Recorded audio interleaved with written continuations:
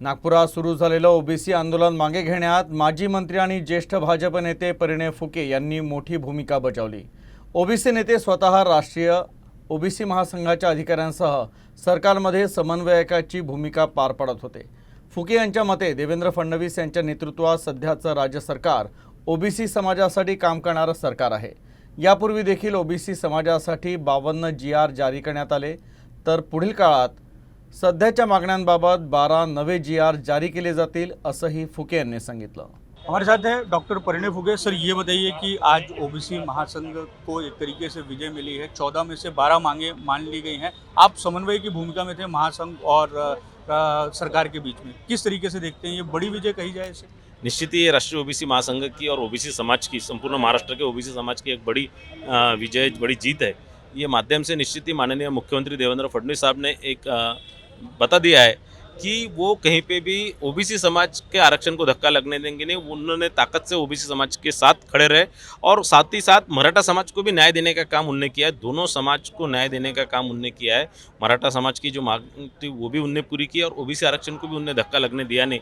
इस मैं ये माध्यम से, आपके चैनल के माध्यम से माननीय मुख्यमंत्री साहब का बहुत बहुत आभारी हूँ। 14 में से जो 12 मांगे मानी गई हैं, किस किस तरीके की मांगे थी और इनका क्या कुछ असर समाज पर होगा? देखिए, ये सब राष्ट्रीय ओबीसी महासंघ पिछले अनेक वर्षों से ओबीसी समाज के लिए आंदोलन किए, लड़ा दिया है और अनेक मोर्चे भी निकाले और ओबीसी मंत्रिमंडल की स्थापना ही राष्ट्रीय ओबीसी महासंघ की मांगनी थी। 52 जो GR अभी तक सरकार ने निकाले वो सभी राष्ट्रीय ओबीसी महासंघ और डॉक्टर बबनराव तायवाड़े जी के प्रयत्नों के कारण ही निकाले गए। माननीय मुख्यमंत्री साहब हमेशा ओबीसी समाज और राष्ट्रीय ओबीसी महासंघ ने जो मांग सरकार के पास की उन्होंने पूरी की है। और आपको ये बताना चाहता हूँ कि माननीय मुख्यमंत्री साहब ने जिस प्रकार से 2 दिन पहले का जो GR निकला उसमें दोनों समाज को जो आमने सामने आ गए थे, दोनों समाज में एक बड़ा झगड़ा लगाने का अनेक महाविकास आघाड़ी सरकार के महाविकास आघाड़ी के अनेक पक्षों के अनेक नेताओं ने प्रयत्न किए थे। वो कहते भी उनको भी हटाने का, उनको भी रोकने का काम उन्होंने किया। महासंघ का ये भरोसा आप पर ज़्यादा है, सरकार से ज़्यादा दिखाई देता है कि 12 जो GR हैं वो आप सरकार से लेके आएंगे उनके लिए?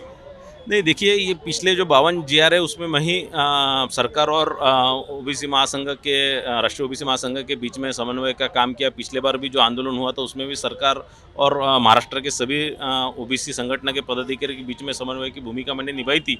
तो मुझे ऐसा लगता है कि हर बार मैं रहता हूँ, पर माननीय मुख्यमंत्री साहब देवेंद्र फडणवीस साहब ओबीसी के प्रति सहानुभूति रखते हैं, ओबीसी के साथ खड़े रहते हैं और ओबीसी को न्याय देने का हमेशा प्रयत्न करते हैं और इसीलिए ये 52 GR निकल पाए और इसके अगले भी 12 GR निश्चित ही मुझ पे नहीं पर माननीय फडणवीस साहब पे सबको भरोसा है कि वो 12 GR निकालेंगे। धन्यवाद सर, हमसे बात करने के लिए दिए थे ओबीसी नेता और विधान परिषद सदस्य doctor Parinay Phuke. Video journalist Dinesh Satpute के साथ दिव्येश द्विवेदी, यूएसएन न्यूज़, नागपुर।